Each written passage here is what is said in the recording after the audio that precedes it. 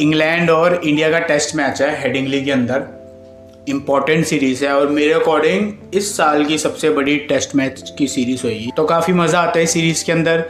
England देखो, वैसे तो अगर आप दोनों टीम्स को कंपेयर करोगे ना तो ठीक ठाक है। बॉलिंग वाइज इंग्लैंड थोड़ी सी इनएक्सपीरियंस है, वहाँ पे Josh Tongue, Samuel Cook, Brendan Carse ये सब टेस्ट में उतना नहीं खेलते अपने इंटरनेशनल साइड्स के लिए।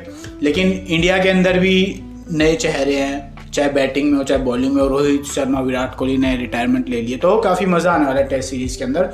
ओवरऑल इंग्लैंड की टीम इंडिया को हमेशा डोमिनेट करती है इंग्लैंड के अंदर, तो काफ़ी टाइम बाद इंडिया को मौका मिला है इंग्लैंड को इंग्लैंड के अंदर हराने का। और मौका भी अच्छा है क्योंकि इंग्लैंड की बॉलिंग थोड़ी सी मैं वीक मानूंगा, पर इसका मतलब ये नहीं को बेकार है। बेकार और वीक में अंतर होता है। वीक का मतलब कि इतना उनका बॉलर्स का उतना हाई हल्ला नहीं मचा हुआ जितना इंडिया के बॉलर्स का मचा हुआ है। बुमराह, सिराज वर्ल्ड वाइड सब जानते हैं। इंग्लैंड के अंदर नहीं जानते होगे आप, तो मैं बताने आ चुका हूँ। तो देखो, सबसे इंपॉर्टेंट मैं आपको एक चीज़ बता देता हूँ। ये जो मैच है हेडिंगली के अंदर हो रहा है। अब आप पूछोगे भैया हेडिंगली के अंदर तो हमको भी पता हो रहा है, इंपॉर्टेंट क्या है। तो देखो, इंपॉर्टेंट इसके अंदर क्या है कि इस ग्राउंड के ऊपर पेसर्स को ज़्यादा एडवांटेज मिलती है। देखो, टेस्ट मैच के अंदर कंपेरेटिवली स्पिनर्स गेम में कहीं ना कहीं आ जाते हैं, पर यहाँ पे पेसर्स ज़्यादा चलते हैं। और इंग्लैंड के ओवरऑल जितने भी ग्राउंड है ना, ज़्यादा विकेट पेसर्स को ही मिलते हैं। आप चाहे कितने ही पिछले मैच उठा के देख लो, इंपॉर्टेंट है, पेसर्स को ज़्यादा विकेट मिलते हैं। स्पिनर्स का रोल होता है नहीं होता, स्पिनर्स का रोल होता है, पर ज़्यादा होता है कम होता है, थोड़ा कम होता है।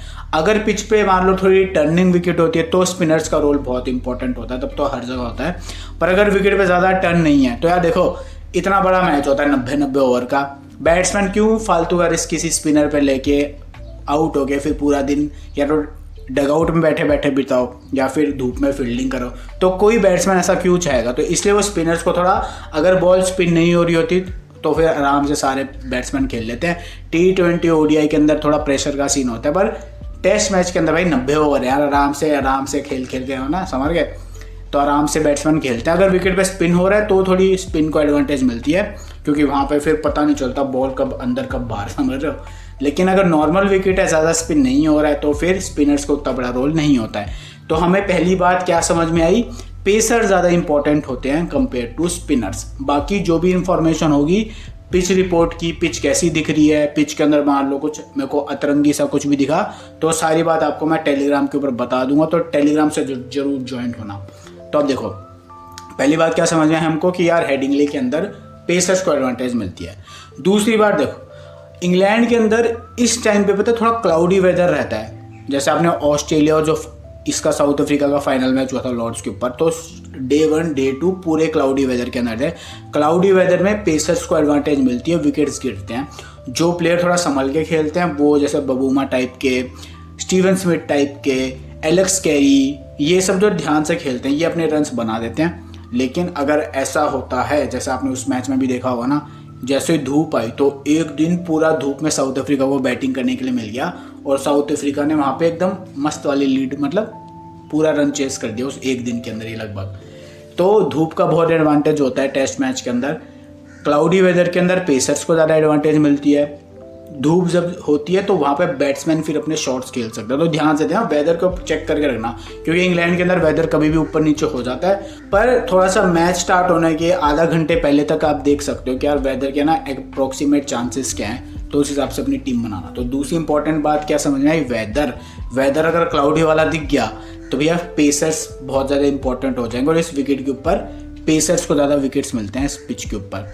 अब तीसरी बात का ध्यान देते हैं। देखो, इंग्लैंड और इंडिया का मैचअप समझेंगे। यहाँ पे देखो, मैं स्टैट वैट की ज़्यादा बातें नहीं करता, स्टैट बनते हैं पास्ट के बेसिस पे। पास्ट मतलब जो हो चुका है, तो हमें जो हो चुका है उससे हमें समझ में क्या आया, हमें उस पर ध्यान देना है, और जो करंट सिचुएशन है उस पर फोकस करके हमें अपनी टीम बनानी चाहिए, तभी फिर हमारी अच्छी टीम बनेगी। नहीं तो रिकॉर्ड जो भी होता है ना, उसकी एवरेज जितनी थी उसकी एवरेज जितनी थी, एक बैट्समैन मान लो उसकी 50 की एवरेज है, पर जिन बॉलर्स के खिलाफ उसकी 50 की एवरेज थी उन सब ने रिटायरमेंट ले लिया, तब उस एवरेज का क्या मतलब रह गया ले लो उस एवरेज को, क्या कर सकते हो। तो फिर जो भी करंट सिचुएशन होती है ना, उस पर फोकस करके हमें अपनी टीम बनानी चाहिए। तो देखो, इंग्लैंड से स्टार्ट करते हैं, इंग्लैंड के बैट्समैन वर्सेस इंडिया के फास्ट बॉलर से। तो अब आपके सामने जो स्क्रीनशॉट आया है, तो उसके अंदर देखो, डकेट और क्रॉली ओपन करेंगे, ओली पॉप इनका 1 डाउन आएगा, 2 डाउन जो रूट आएगा, 3 डाउन ब्रूक, स्टोक्स, फिर जेमी स्मिथ, उसके बाद में इनकी टेल चालू हो जाएगी फास्ट बॉलर्स की। इंडिया की साइड से देखो बुमराह सिराज ये खेलेंगे। अब थर्ड पेसर कौन खेलता है, अर्शदीप सिंह खेलेगा या फिर प्रसिद्ध कृष्णा खेलेगा, ये देखना पड़ेगा। और शार्दुल ठाकुर और जो हमारा ये है नीतीश कुमार रेड्डी, इनमें से कौन खेलता है या ये दोनों खेलेंगे, तो इनका सीन देखना पड़ेगा। तो मैंने ओवरऑल देखो सारे इंडिया के पेसर्स लिख दिए हैं। बुमराह सिराज तो कंफर्म खेलेंगे, प्रसिद्ध कृष्णा, शार्दुल ठाकुर, आकाशदीप और अर्शदीप सिंह, इनमें से देखते हैं कौन खेलेगा। ऑलराउंडर कैटेगरी में नीतीश कुमार रेड्डी, अगर वो खेलता तो ज़्यादा बॉलिंग उतनी करवाता है नहीं। और जो भी आपको मैंने पर्पल सर्कल जहाँ जहाँ आपको दिख रहा है ना, जहाँ पे मैंने पर्पल सर्कल मार्क करा है, इसका मतलब उस प्लेयर के ज़्यादा कोई मैचअप अवेलेबल नहीं है, वो एकदम फ्रेश है।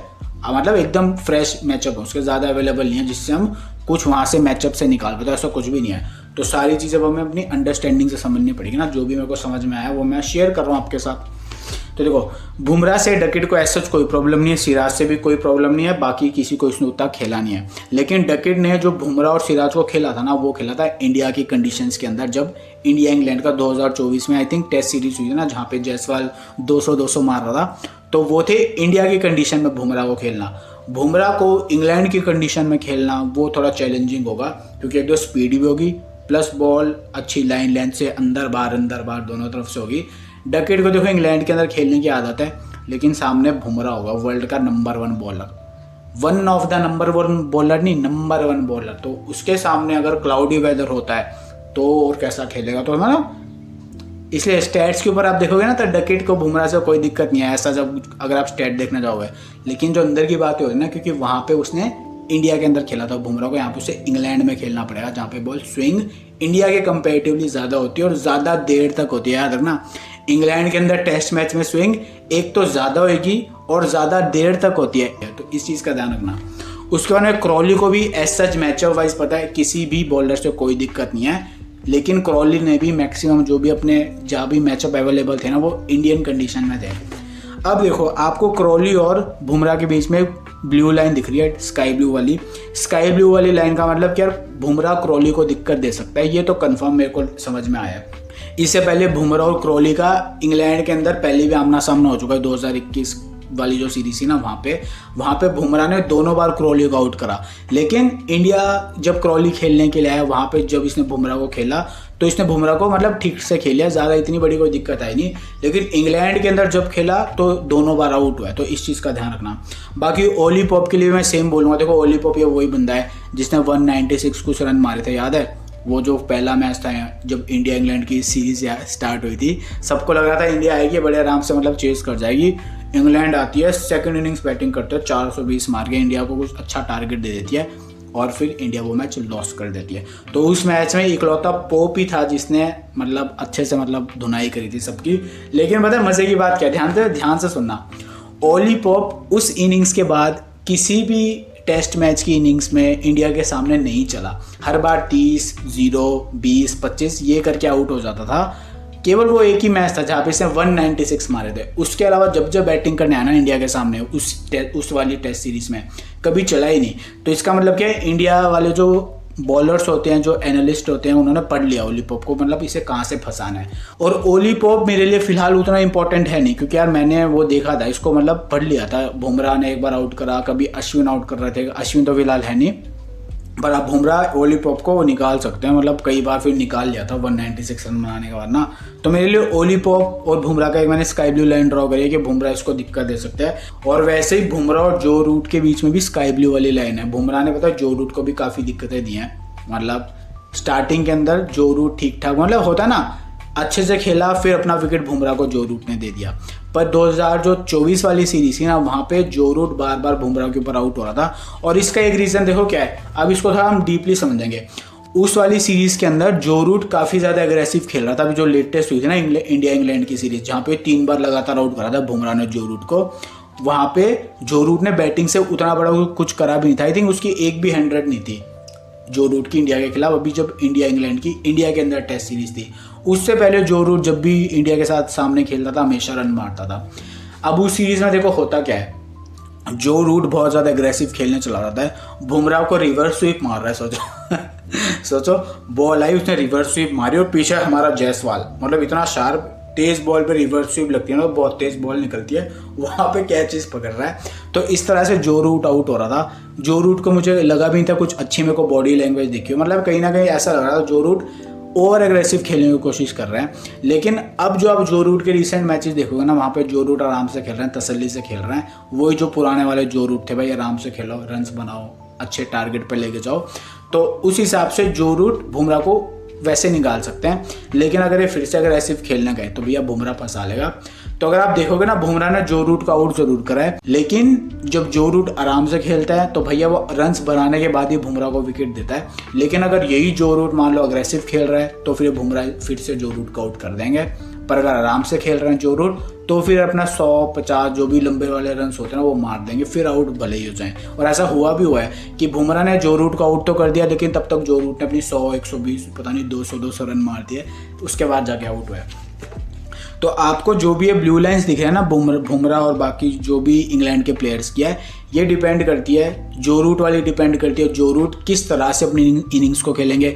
अग्रेसिव खेलेंगे तो बुमराह फंसा लेगा, आराम से खेलेंगे तो बुमराह को खेल सकते हैं। ओली पॉप और बुमराह ने ओली पॉप को आउट करा है।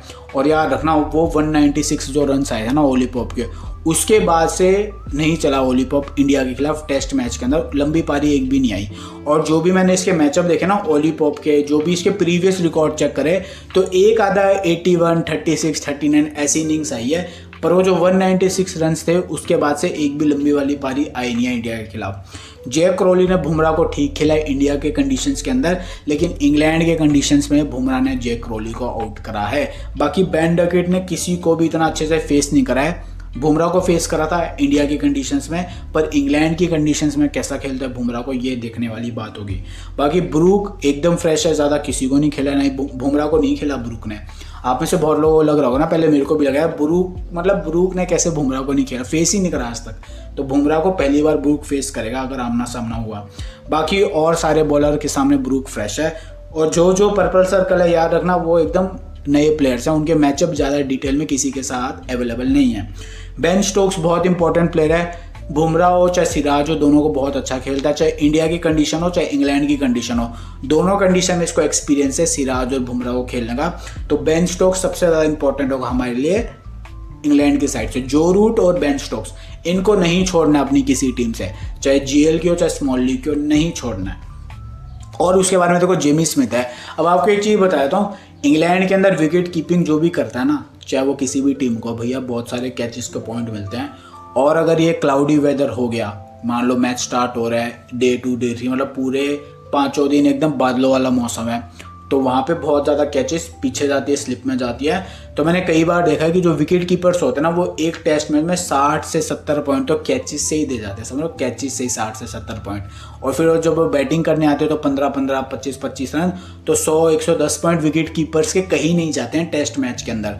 तो अगर आप किसी को सेव सीवीसी करना है तो आप विकेट कीपर्स को सीवीसी कर सकते हो। अगर आप में से कोई सेव जाना चाहता है ना, कि यार मुझे कोई ऐसा प्लेयर बता दो जिसके पास है ना 100 पॉइंट उसके कहीं नहीं जा रहे, तो ऑलराउंडर जिसको बॉलिंग बैटिंग जिसको दोनों का मौका मिल रहा है, और विकेट कीपर, इनके पास अच्छा मौका होता है। तो जेमी स्मिथ यार प्लेयर अच्छा है, लंबा प्लेयर है, तो ऐसा भी नहीं कि समझ लो, लंबे प्लेयर की एडवांटेज बहुत ज़्यादा होती है कि उसकी रीच अच्छी होती है, उसको बॉल को फटाफट जज कर लेता है, क्योंकि हाइट लंबी होती है ना, तो पता चल जाता है कहाँ टपकने, और शॉट अच्छे मार सकता है। तो जेमी स्मिथ अच्छा प्लेयर है, पॉजिटिव प्लेयर है।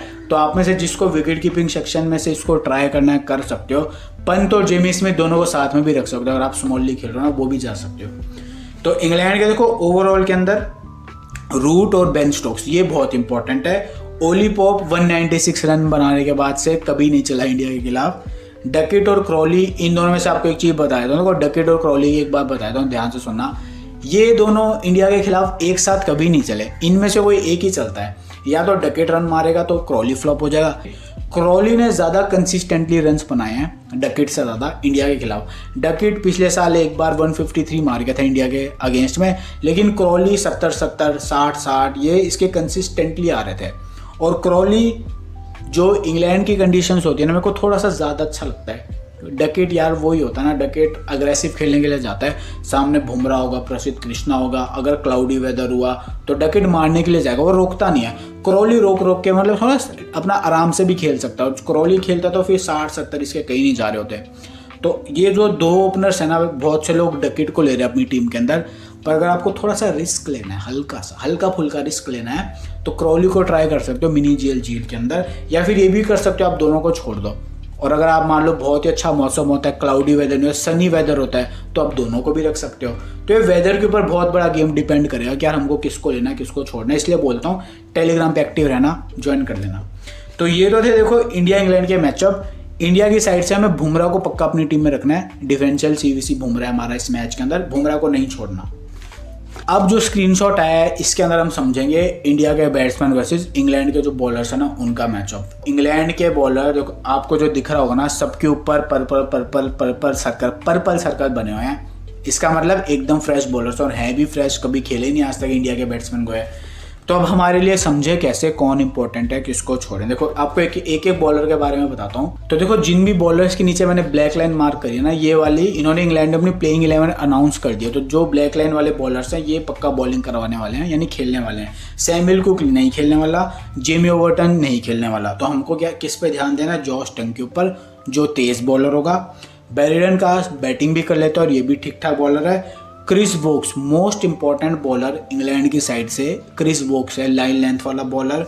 और मजे की बात पता है क्या है, इसने अभी जो वार्म अप मैच हुआ था ना India A versus England Lions का, जो सेकंड मैच था, इसने दोनों बार करुण नायर को आउट करा और एक बार आई थिंक उसको भी आउट कर दिया था।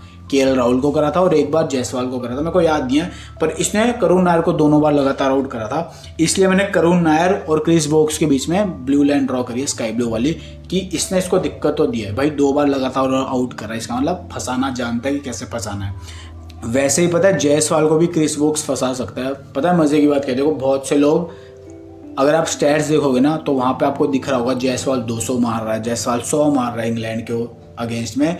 लेकिन ये सारे मैचअप थे इंडिया के अंदर, जब जायसवाल इंग्लैंड के खिलाफ इंडिया में खेल रहा था। अब जायसवाल जा रहा है इंग्लैंड के अंदर खेलने, जहाँ पे स्विंगिंग कंडीशंस होगी और सामने वो बॉलर्स नहीं है जो इसने इंडिया वाली सीरीज के अंदर फेस करे थे ना। तो जायसवाल के ऊपर थोड़ा सा है ना ध्यान रखना। सारे लोग सीवीसी करेंगे, अपनी टीम के अंदर रखेंगे। अभी जो रिसेंट वार्म अप मैचेस जो थे ना India A versus England Lions के, वहाँ पे भी जायसवाल फ्लॉप हो गया था। राहुल के रन्स आए, ध्रुव जुरेल के रन्स आए, करुण नायर के रन आए, अभिमन्यु ईश्वरन ने रन्स करे, लेकिन जायसवाल दोनों मैचेस में लंबे वाले रन्स नहीं कर पाया।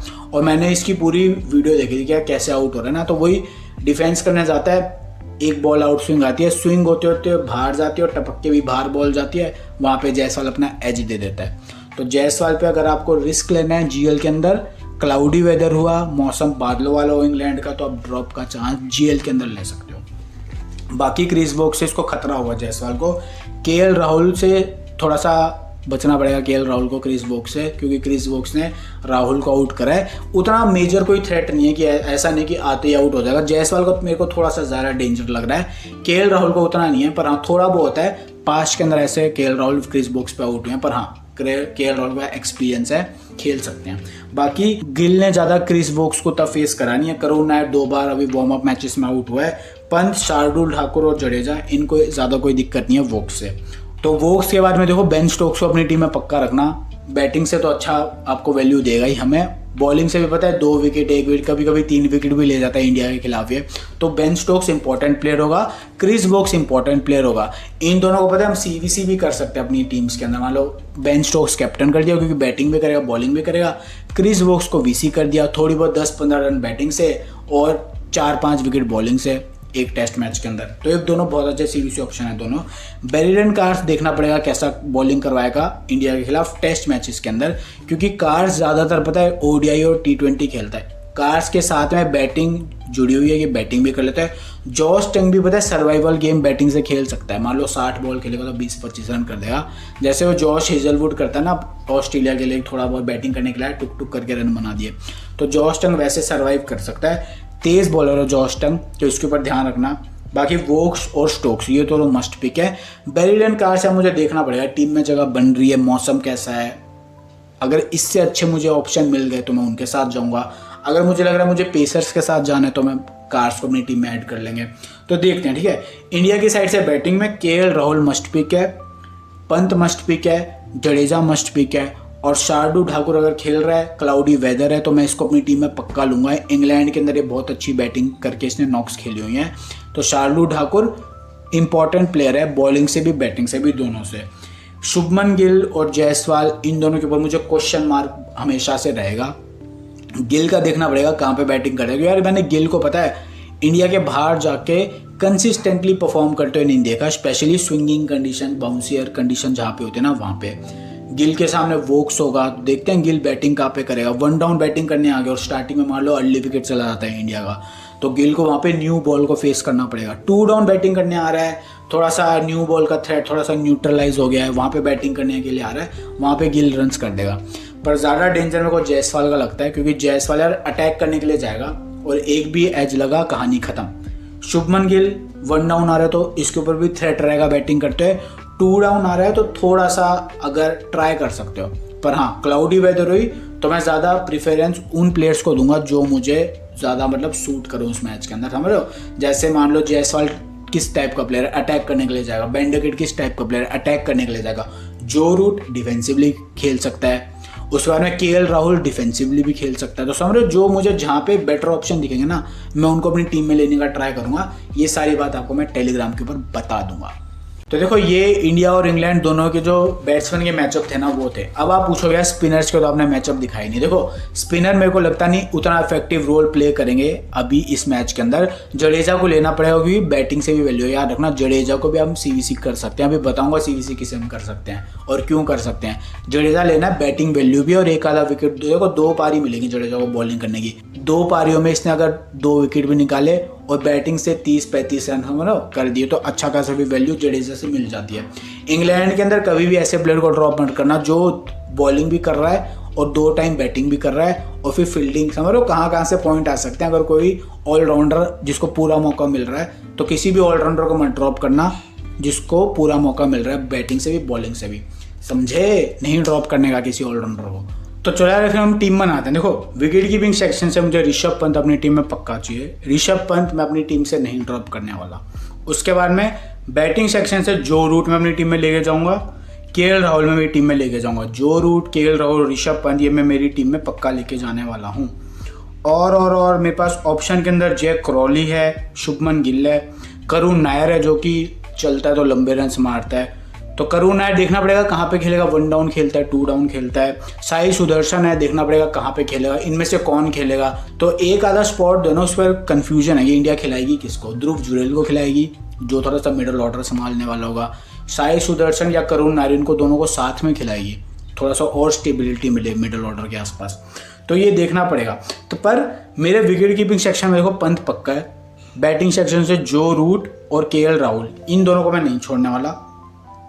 ऑलराउंडर सेक्शन से बेन स्टोक्स, रविंद्र जडेजा, शार्दुल ठाकुर। अब अगर शार्दुल ठाकुर की जगह पे नीतीश कुमार रेड्डी खेल रहा है और नीतीश कुमार रेड्डी बॉलिंग वाला, समझ लो 4th बॉलिंग ऑप्शन है कि यार अगर बॉलिंग करवाने के इसके चांसेस हैं तो नीतीश कुमार रेड्डी फिर मैं मेरी टीम के अंदर लेके जाऊंगा। पर फिलहाल के लिए मैंने शार्दुल ठाकुर को सेव कर रखा है। याद रखना इंग्लैंड की कंडीशंस में कोई प्लेयर अगर बॉलिंग और बैटिंग दोनों कर रहा है तो उसको ड्रॉप नहीं करने का, तो मैं शार्दुल ठाकुर के साथ जाऊंगा। तो 3 ऑलराउंडर ही हो गए।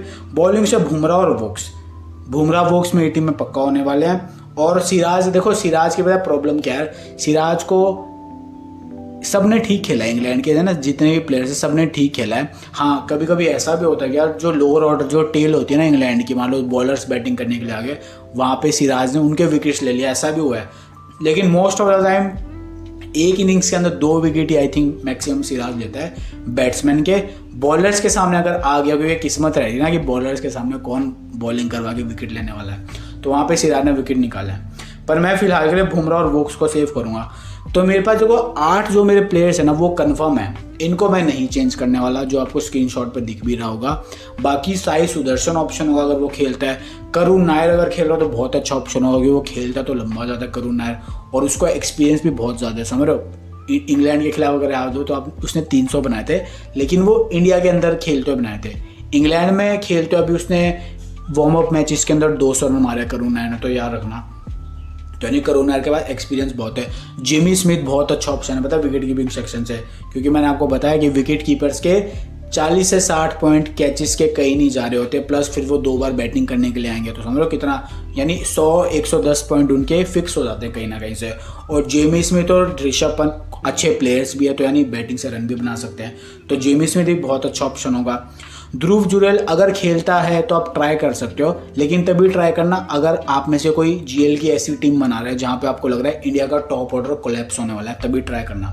बाकी जैक क्रॉली इंडिया के सामने कंसिस्टेंटली 60-70 रन मारता रहता है। बेन डकेट के ऊपर थोड़ा मुझे वो रहेगा कि यार कैसा खेलेगा बेन डकेट, इंग्लैंड में तो उसको आ जाता है खेलने की, लेकिन बुमराह को कैसा खेलेगा वो इंग्लैंड के अंदर। वैसे ही जैक क्रॉली भी बुमराह को इंग्लैंड के अंदर कैसे सर्वाइव करेगा ये देखना पड़ेगा। और जो यशस्वी जायसवाल है इंग्लैंड की कंडीशन में कैसा खेलेगा ये देखना पड़ेगा। वार्म अप मैचेस के अंदर जायसवाल मुझे थोड़ा सा पता है, क्योंकि आपको पता है यार हम सबका जायसवाल मारने के लिए जाता है हमेशा, लेकिन सामने बॉल जब इधर उधर स्विंग हो रही होगी और क्लाउडी वेदर होता है तो ज़्यादा देर तक स्विंग होती है और ज़्यादा स्विंग होती है, तो वहाँ पे कैसा सर्वाइव करेगा तो ये देखना पड़ेगा। हैरी ब्रूक बहुत अच्छा ऑप्शन है, टेस्ट मैचेस में काफ़ी अच्छा खेलता है। मैचअप ज़्यादा हैरी ब्रूक के कोई भी अवेलेबल नहीं है, याद रखना। बुमराह को पहली बार फेस करेगा हैरी ब्रूक, लेकिन बेटा पॉजिटिव बात क्या है, मिडिल ऑर्डर में खेलेगा, तो यानी स्विंग के कारण जो भी विकेट्स गिरने होंगे वो ऊपर वालों के अगर गिर गए तो मिडिल ऑर्डर के अंदर हैरी ब्रूक आके संभाल सकता है, लेकिन मैचअप अवेलेबल नहीं है बुमराह के सामने, तो हैरी ब्रूक पे भी ध्यान रखना, ठीक है। हैरी ब्रूक मिडिल ऑर्डर के अंदर आके अच्छा परफॉर्म कर सकता है। पॉइंट्स, बाउंड्री बोनस और चौके छक्के के काफ़ी ज़्यादा मिलते हैं ड्रीम 11 पे, तो हैरी ब्रूक टाइप का प्लेयर अगर चला तो अच्छे खासे पॉइंट दे देगा। लेकिन एक थ्रेट केवल बुमराह का है, बुमराह को कैसा खेलता है। बाकी किसी भी इंडिया के बॉलर से मुझे मेजर थ्रेट कोई भी नहीं दिख रहा। जैसे जडेजा की अगर बॉल स्पिन नहीं हुई तो जडेजा को भी खेल जाएगा, सिराज को भी खेल सकता है। बस एक मेन प्रॉब्लम क्या है, बुमराह, क्योंकि मैचअप अवेलेबल नहीं है, तो हैरी ब्रूक भी बहुत अच्छा ऑप्शन होगा। और अगर आप ऐसे टीम बना रहे हो ना कि आप इंग्लैंड के टॉप ऑर्डर को ड्रॉप कर रहे हो, तो इंग्लैंड का जो मिडिल ऑर्डर होगा ना, जहाँ पे हैरी ब्रूक, बेन स्टोक्स, जो रूट, ये फिर अच्छे खासे फिर रन, कोई तो रन बनाएगा ना, तो रन कहाँ से आएंगे, इधर से जाएंगे। ओली पोप फिलहाल के लिए मैं ले नहीं रहा। शुभमन गिल 2 डाउन खेलेगा, हाई चांसेस है, लेकिन इंग्लैंड की कंडीशंस में कैसा खेलेगा ये देखना पड़ेगा। वार्म अप मैचेस में शुभमन गिल ने पार्टिसिपेट नहीं करा था, तो हमारे पास वीडियो अवेलेबल नहीं है ना कि यार बॉल जब स्विंग हो रही थी तो कैसा खेल रहा था। जायसवाल को मैंने देखा खेलते हुए, करुण नायर को देखा, केएल राहुल को देखा, लेकिन शुभमन गिल कैसा खेलेगा इसकी कोई अता पता बिल्कुल भी नहीं है। तो शुभमन गिल के ऊपर डाउट है, आराम से खेल सकता है शुभमन गिल, स्पिन भी ठीक खेलता है, डिफेंसिवली भी खेल सकता है अगर जरूरत पड़ी। इंडिया टीम का कैप्टन है, पूरी कोशिश करेगा अच्छा करने की, तो शुभमन गिल अगर आप में से किसी को लेना है तो ले सकते हो। मैं भी क्या पता शुभमन गिल और ब्रूक दोनों को अपनी टीम में डाल लूँ, लेकिन ये डिपेंड करेगा पिच की कंडीशन कैसी है, घास कितनी है पिच के ऊपर, वेदर कंडीशन पूरे टेस्ट मैच में कैसे रहने वाली है उसके ऊपर। और मेरे पास कोई नहीं, तो मेरे 8 प्लेयर फिक्स है। ऑलराउंडर्स मैं नहीं छोड़ने वाला, अगर कोई भी ऑलराउंडर जो बैटिंग बॉलिंग दोनों करके दे रहा है मुझे, मैं नहीं छोड़ने वाला। मैं बैट्समैन छोड़ दूंगा, ऑलराउंडर नहीं छोड़ने वाला। ऑलराउंडर इंपॉर्टेंट होते हैं, याद रखना। बॉलिंग में बुमराह और वोक्स मेरी टीम में हमेशा रहने वाले हैं, और किसी को अगर ट्राई करना है आप प्रसिद्ध कृष्णा ट्राई कर सकते हो, बेरिडन कार्ड्स ट्राई कर सकते हो, इधर से जॉश टंग ट्राई कर सकते हो, थोड़ा तेज़ है, और मेरे को इतना इंपॉर्टेंट कोई दिख नहीं रहा। तो आप देखो फटाफट हम सीवीसी ऑप्शन डिस्कस करते हैं। देखो सीवीसी ऑप्शन के अंदर जो रूट और जो बेन स्टोक्स है ये सेफ सीवीसी ऑप्शन है। जो रूट सारे लोग करेंगे, मैचअप भी अच्छे हैं, इंग्लैंड के अंदर सबसे अच्छा बैट्समैन है, तो जो रूट हो गया safe CVC option. Ben Stokes bowling fit है, बैटिंग से हमेशा इंडिया के खिलाफ कुछ ना कुछ कर ही देता है, बॉलिंग से भी 1 आध 2 विकेट कहीं ना कहीं से ले लेता है, तो बॉलिंग से बैटिंग से कहीं ना कहीं से पॉइंट्स बेन स्टोक्स के आ जाएंगे, तो 100-120 पॉइंट बेन स्टोक्स के कहीं नहीं जा रहे, तो सेफ हो गए जो रूट और Ben Stokes, safe CVC option, जिनको मैंने येलो सर्कल में आपको मार्क करके दिखाया। उसके बाद में सेफ सीवीसी ऑप्शन में जसप्रीत बुमराह को भी मैं सेफ सीवीसी ऑप्शन में काउंट करूंगा, क्योंकि बुमराह सो भैया बहुत विकेट निकालता है, तो बुमराह सेफ सीवीसी ऑप्शन। अब देखो कोई डिफरेंशियल सीवीसी ट्राई करना, तो रेड सर्कल के अंदर मैंने पंत को मार्क करा है, रेड सर्कल के अंदर मैंने क्रिस वोक्स को मार्क करा है, ये हो गए differential CVC option. Chris Woakes batting bowling कहीं ना कहीं से, स्पेशली बॉलिंग से काफ़ी अच्छे पॉइंट दे सकता है, बैटिंग से भी थोड़े बहुत रन्स। ऋषभ पंत स्टंप के पीछे से कैचिंग करेगा, प्लस मिडिल ऑर्डर के अंदर आगे बैटिंग करेगा, वाइस कैप्टन है तो अच्छे खासे वो भी रिस्पॉन्सिबिलिटी के साथ खेलेगा। इंग्लैंड के खिलाफ कई बार इसने बड़ी बड़ी इनिंग्स खेली भी हुई है इंग्लैंड के अंदर, तो ऋषभ पंत मेरे को बहुत अच्छा सीवीसी लग रहा है। केएल राहुल थोड़ा सा आप मान सकते हो ओपनिंग करेगा, वेदर कंडीशन क्लाउडी वाली हुई, थ्रेड जरूर रहेगा, लेकिन अगर खेल गया, क्योंकि एक्सपीरियंस केएल राहुल को सबसे ज़्यादा है पूरी इंडिया की करंट लाइनअप में, इसने सारे वेदर कंडीशन में बैटिंग करी हुई है, तो अगर केएल राहुल स्टार्टिंग के ओवर्स को निकाल गया तो ये भी अपने अच्छे खासे रन्स कर सकता है, तो केएल राहुल को भी मैं डिफरेंशियल सीवीसी कैटेगरी में मार्क करूंगा।